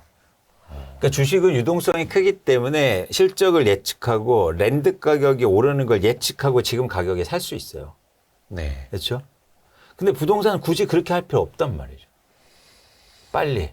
유동성이 적고 매매가 활발하지 않기 때문에 여러분들 충분히 기회를 잡을 수 있어요. 조급해하지 않아도. 이제 반대로 앞에서도 약간 그 옮겨가려는 수요 내년에 좀 많아질 수 있다. 요거는 이제 뭐 이광수 대표님 하신 말씀은 아니라고 해서 좀 건너뛰기는 했습니다만 물론 다 이제 무주택자만 보시는 건 또 아닐 테고 1주택자도 뭔가 갈아타기 수요가 있을 수도 있고 하지 않습니까? 근데 기존 집이 팔려야 말이지 막 이렇게 또 고민을 하실 겁니다. 물론 사람 마음이 다 내 집은 비싸게 팔고 딴 집을 싸게 사고 싶지만 그런 거는 뭐 쉽지는 않을 테고요. 기존 주택을 처분하고 뭔가 이동을 하려는 분들은 어떻게 해야 될까요? 그러니까 기존 주택을 팔려고 이동하는 분들은 기본적으로 더 좋은 집을 원하는 거잖아요. 더 비싼 집. 누구나 그렇겠죠. 그러면 가격 빠질 때 더 유리한 거예요. 왜냐면 예를 들어서 제 조건상 보면 가격이 비싼 아파트 하락률이 더 클 거니까. 하락, 절대 금액이. 예, 절대 금액이. 율은 아니고. 네. 그러면은 더 갈아타기에 유리한 거죠. 그래서 이렇게 빠질 때 갈아타기 하는 것도 좀 좋다. 오를 때 갈아타면 아하. 문제가 생기는 거예요. 내 집도 비싸게 팔았지만 더 비싼 집을 산 꼴이 돼버리잖아요. 그렇죠. 그래서 내릴 때가 갈아타기도 훨씬 더 좋은 조건이 성립됩니다. 대부분. 근데 반대다. 예를 들어서 내가 이제는 이렇게 나이도 좀 듣고 은퇴 시점도 돼서 집 한 채 있는데 줄여가고 싶다. 그러면 내려갈 때는 유리한 조건은 아니에요. 내가 살고 있는 집이 더 많이 빠질 가능성이 있으니까. 아, 만약에 좀 축소해서 간다면. 그렇죠. 그렇죠. 그분들은 이제 올라갈 때 갈아타는 게 훨씬 더 좋습니다. 아, 그것도 상황에 따라 다르네요. 그렇죠. 축소해서 간다면 가격이 올라갈 때 갈아타고 확장해서 더 아니면 더 좋은 입지로 간다면 가격이 오히려 떨어질 때 가는 게 맞다. 근데 여기서 이제 망설이면 안 된다는 거죠. 내 집도 떨어져서 이거 어떻게 팔아, 이거. 속쓰리죠. 근데 가는 집이 더 빠졌으니까. 그러면 용기를 내야 된다. 용기를 내야 됩니다. 그러니까 내 집 1억 빠진 거에 배 아파하지 말고 가고 싶은 집 3억 갭 차이가 있었는데 그게 2억으로 갭 차이가 좁혀졌다면 약간 야수의 심장으로 그렇죠. 가라. 그 변화를 일으키려면요. 예. 가장 첫 번째 조건이 있어요. 네네네. 손해를 감수할 용기를 가져야 돼요. 어. 손해도 보지 않고 어떠한 변화도 없습니다. 예를 들어서 나는 회사도 그만두고 싶어. 근데 월급도 받고 싶어. 이게 뭐예요? 그렇죠. 손해를 감수하는 그런 용기를 갖는 게 변화의 출발점이라고요. 이건 자산시장이 똑같아요. 그렇죠. 그게 이제 그런데- 리스크를 테이킹하는 거예요. 그죠. 근데 어떤 손해도 보지 않으려고 변화를 추구한다? 이건 말이 안 되는 거예요. 손해를 볼 용기를 가져주셔야 돼요. 기존주택 시장가로 던지고. 그렇죠. 그죠요?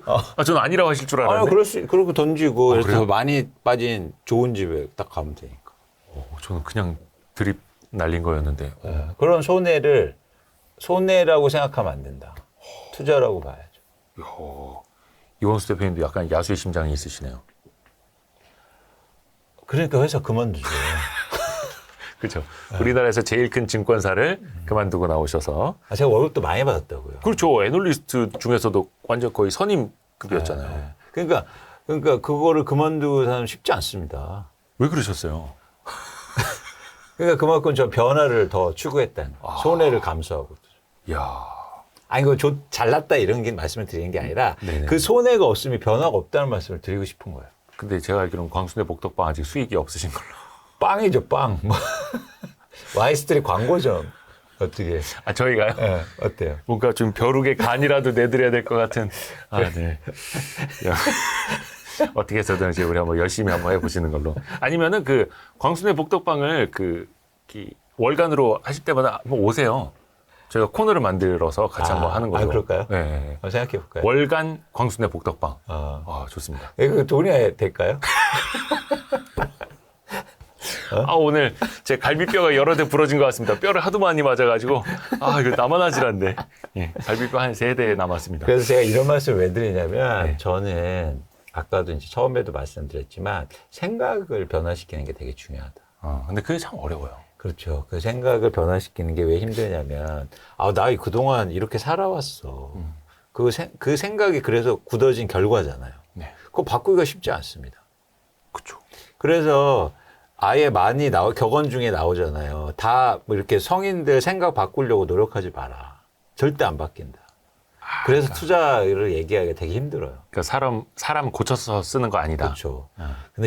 근데 저는 이게 희망을 갖는 게 바꾸는 사람이 있어요. 100%가 안 되는 게 아니고. 있기 때문에 희망을 갖는 거죠. 맞습니다. 배우면 되는 거고요. 사실 인간의 DNA는 누구나 위험 앞에서 도망가려는 게 정상이잖아요. 그렇죠. 근데 그걸 이제 위험이 아니라 리스크라고 판단을 하고 테이킹을 하는 거. 그건 사실 배우면 저는 된다고 보거든요. 그러니까 뭐 맨날 위대한 그 투자자들 책 보는 거고. 그렇죠. 근데 책이 되게 그런 책도 잘 팔리잖아요. 근데 많이 읽어도 생각이 안 바뀌는 것 같아요. 스스로 노력을 해야죠. 어떤 게 이제 적응적 기대인지도 생각을 하고. 우리 또 이광수 대표님이 약간 그런 마인드적인 것도 같이 말씀을 해주셔가지고 더 좋은 것 같습니다. 근데 그게 더 중요한 거. 제가 많은 분들 만나보니까 사실 그 생각이 결정이에요. 결정적이에요. 그러니까 이런 걸 막 설명해주고 시장을 예측해주고 막 이렇게 하시라 방법을 알려주는 것도 물론 의미가 있지만 생각을 안 바꾸면 안 되더라고요. 아무리 해도. 특히 이제 뭐 한 20년 막 가까이 막 무주택자로 계시는 분들은 절대로 막 대출 받는 거 막 안 된다고 생각하고 이런 분들 많아가지고. 그렇죠. 그러니까 이광수 대표님이 항상 시장을 부정적으로 보는 것도 아니고 항상 뭐 집값 떨어진다라고 막 외치는 분도 아니고 때에 따라서는 그렇죠. 애널리스트가 즐길 수도 20년 있고. 동안 했다는 건 부정적으로 봤으면 그렇게 못해요. 시장. 이게 시장을 이렇게 따라다니면서 이렇게 네네네네. 분석하고 그리고 예측하고 이런 거지. 유연하게 생각해서 그런 거지. 근데 요것도 약간 그 심리랑 맥이 닿을 수도 있는데 그 광순의 복덕방 13호의 주제를 전세라고 네. 정하셨어요. 네. 전세를 딱 콕 집어서 이걸 주제로 잡으신 이유는 아니 일단 최근에 가장 큰 이슈가 전세값이 올라서요. 전세가가 오른다. 그 말인즉슨 또 사람들은 전세가 오르면 집값을 밀어 올리지 않을까라는 생각하게 되죠. 그렇죠, 그렇죠. 그래서 이제 되게 중요한 건데 이제 그게 내년도에 훨씬 더 얘기가 많이 나올 거예요. 전세 가격이 올라가니까 이제 전세 가격 오르는 걸 못 버티고 집을 살 거다 이런 거죠. 예. 근데 너무 당연하게 생각하죠. 뭐라 해야 될까? 이게 공식까지는 아니지만 또 그렇게 기계적으로들 받아들이죠. 그렇죠. 그런데 한번 보실까요? 이거 보시면 이게 강남 아파트의 전세와 매매 가격 누적 변동률입니다. 2007년부터 14년까지. 위에 있는 게 전세 가격. 네, 전세 가격은 거의 40%가 올랐는데요. 2007년부터 14년까지요. 네. 근데 매매 가격은 계속 빠져요. 결국 10% 빠지거든요. 전세 가격이 올랐는데 매매 가격은 왜 빠졌을까요? 그러니까 이것도 마찬가지로 여러분들의 생각을 바꾸는 게 되게 중요해요. 아닐 수도 있다. 전세 가격이 오른다고 집값이 꼭 다 오르는 건 아니다. 네. 근데 제가 생각해 봤어요. 왜 전세 가격이 오르면 집값이 오른다고 많은 전문가들이 얘기할까? 이거의 핵심은 뭐냐면 불안이에요. 불안. 네. 불안하니까. 그렇죠, 그렇죠. 그렇죠? 그래서 전세 가격이 오르니까 이제 집값도 오를 거다. 아니면 내가 전세 가격 또 올려주니까 빨리 집을 사자라는 불안이 그렇죠. 증가하면서 결국엔 무주택자리 집을 산다는 얘기잖아요. 네네네. 근데 전세 가격이 오른다고 해서 절대 무주택자는 불안하지 않아요. 절대라는 표현을 뺐고요. 네네. 불안의 정도가 낮아요. 무주택자가요? 네. 그 이유는 예. 불안은 그런 데서 오는 게 아니기 때문입니다. 불안은 어디에서 오는지 아세요? 어디서 올까요? 나랑 똑같은 사람들이 잘 됐대. 그냥 단순히 전세 가격에서 불안이 오는 게 아니라. 네. 그러니까 원천적으로 불안이나 초조함이나 이런 느낌은 네. 나랑 유사한 사람들이 잘 될 때 와요. 질투. 그렇죠. 그래서 집값이 오를 때 만났는데 뭐 친구가 친한 친구가 야 이번에 나 그거 당첨됐잖아. 그래서 나 이번에 지금 5억 바로 피 올라오랬다. 붙었잖아. 그러면 불안하기 시작해요. 그래서 그럼 빨리 집을 사야겠다. 이런 마음이 들어요. 근데 전세 가격을 얘기해 볼게요. 네. 만났어요. 근데 상대방이 이래요. 나 이번에 전세를 2억을 올려줬다, 야. 그러면 제가 불안해요? 안 불안하죠. 전혀 안 불안해요. 이거 힘들겠구나. 그러죠. 그냥 또 하나 이제 아니면 갭 투자한 사람이 있어요. 네네네. 와서 나한테 야, 나 이번에 전세가 1억이나 더 올려받았다? 그거 예를 들면서 내가 불안해요? 아니에요. 불안의 정도가 낮아요. 그렇죠. 집값하고 비교해 보면 좀 불안의 정도는 좀 그렇기 약하죠. 때문에 그런 관점, 이 심리적 관점에서 전세 가격이 오르는 게 매매 수혈이 이루어지지 않을 가능성이 전 굉장히 높다. 그래서 이런 현상이 나타난다. 그러니까 집값이 오르고 이럴 때는 불안해서 같이 집을 삽니다. 네네네. 근데 집값이 이렇게 낮은 수를 계속 유지하면요, 전세 가격이 오른다고 그래서 절대 그게 수요로 연결될 가능성이 좀 낮다고 봐요. 그래서 그 데이비드 휴메의 인성론에 있던 그 글을 인용을 하셨더라고요. 네. 제가 대신 읽어드리면 질투심을 일으키는 것은 우리와 다른 사람들 사이의 커다란 불균형이 아니라 오히려 근접 상태다. 일반 병사는 상사나 상병에게 느끼는 것과 비교하면 장군에게는 질투심을 전혀 느끼지 않는다. 그러니까 비슷한 사람한테서 질투심을 느끼는 거지. 그렇습니다. 아예 멀리 있는 거한테는 질투심을 안 느낀다. 그렇죠. 아니, 저희가 이재용 회장님한테 질투심을 느끼진 않잖아요. 이재용 회장이 막 엄청 돈을 많이 유산을 받았어. 네. 배 아파서 막, 야, 술 한잔 해. 이런 생각 없잖아요. 그렇죠. 그렇죠? 네, 전청조 51조 원, 배 아프지 않죠. 안 아픕니다. 그거는, 뭐야. 이러고 말지. 네. 근데 갑자기 옆에 있는 친구가, 야, 이번에 나 1억 벌었다. 뭐 비트코인에서. 그러니까 코인을 사람들이 난리가 난 거예요. 나랑 비슷한 애들이. 심지어 나보다 좀 핫한 애들이 갑자기 비트코인으로 막 10억 벌어서 용산에 집 샀대요. 네네네. 배 아파요, 안 아파요? 아프죠. 나도 코인. 아, 내가 이거 지우지 말았어야 되는데 말하면서. 코인 막 그래서 열풍 그런 열풍은 그런 데서 오거든요. 그래서 자산 가격은 결국 이 불안과 질투심에서 오는 건데 그거는 주변 사람들이 올라야 되는데 이 전세 가격이 오르는 거는 정도가 굉장히 낮은 질투심이다. 조금 어떻습니까? 너무 무리한가요? 제가? 아니, 일단은 심리적으로는 맞는 것 같고요. 어. 다만 이제 그게 2014년까지 데이터를 보여주셨지만 과연 전세 가격이 어느 정도까지 붙었을 때 집값을 밀어 올릴 거냐. 그러니까 항상 그런 거 있지 않습니까? 용수철이라고 해야 돼요? 스프링처럼 전세가율 여기까지 멀 때는 맞아요. 뭐 한 50%일 때는 스프링 탄력이 약하지만 맞아요. 한 70%가 올라올 때는 뭔가 좀 스프링이 눌리지 않습니까? 맞아요. 그러다 이게 튀지 맞아요. 않을까라는 그때 생각이 이제는 그래서 중요한 게 전세 가격이 갭 투자 때문이에요. 그러니까 전세 매매 비율이 올라가면 네. 갭 투자가 시장에 들어오면서 집을 사는 거죠. 네, 투자 수요. 근데 그 과정은 제가 다음에 더 구체적으로 설명드릴게요. 그 과정이 또 있어요. 이 말은 다음에 또 나오신다는 얘기입니다. 이제 정기 편성됐습니다. 정기 편성됐습니다. 그거 워낙 길기 때문에 지금 저희가 많이 했잖아요. 근데 이게 전세 가격이 오른다는 그 자체만으로 수요가 증가한다고 봐서는 안 된다라는 말씀을 강조드리고 싶은 거예요. 기계적으로 받아들여서는 안 된다. 그렇죠. 생각을 여러분 바꾸셔야 된다. 근데 이번에 13호에다가 마키아벨리의 군주로운 내용 중에 이거는 왜 쓰신 거예요? 제가 일단 읽어드릴게요. 행운은 냉정하게 행동하는 사람보다 충동적인 사람에게 더 쉽게 복종한다네. 그래서 행운을 얻으려면 덜 조심스럽고 더 난폭해야 하며 더 대담해질 필요가 있어. 너무 현실에 안주하지 말게. 그러니까 이게 아까도 제가 말씀드렸는데 이게 자산시장이나 뭐 그게 내 집 마련이든 투자든 전 행운이 필요하다고 봐요. 그건 누구나 바라죠. 네, 그러니까 근데 행운이 어떻게 오느냐의 질문을 되게 많이 하잖아요. 야, 어떻게 운이 들어오냐. 그래서 요즘 막 그런 책도 많이 팔리잖아요. 주영 뭐 이런 거. 근데 핵심은 전 이거라고 봐요. 뭐냐면 현실에 안주하지 말고 변화를 일으킬 때 행운이 들어와요. 현실에 안주하고 있으면 행운도 안 오는 거고. 그렇죠. 변화. 네. 변화를 일으켜요. 근데 그 변화는 다시 올라가면 생각의 변화거든요. 네. 그래서 오늘 이번 전체 흐름은 사실은 생각에 대해서 얘기하고 싶었던 건데 네네네. 그 생각의 변화는 결국에는 어떤 그 현실에 안주하지 않고 변화를 일으키고 그렇게 되면 용기가 생기고 그러면은 집값이 빠졌을 때 행동할 수 있다는 거죠. 제가 이 말씀을 왜 드리냐면 그러니까 계속 일관된 얘기들인데 이런 변화를 받아들이려면 조금 용기 내지 충동적인 게 필요합니다. 집을 아까 말씀드렸죠. 20년 동안 안 샀어요. 근데 내가 집을 산다는 거 굉장히 충동적이고 용기가 필요한 거 아니에요?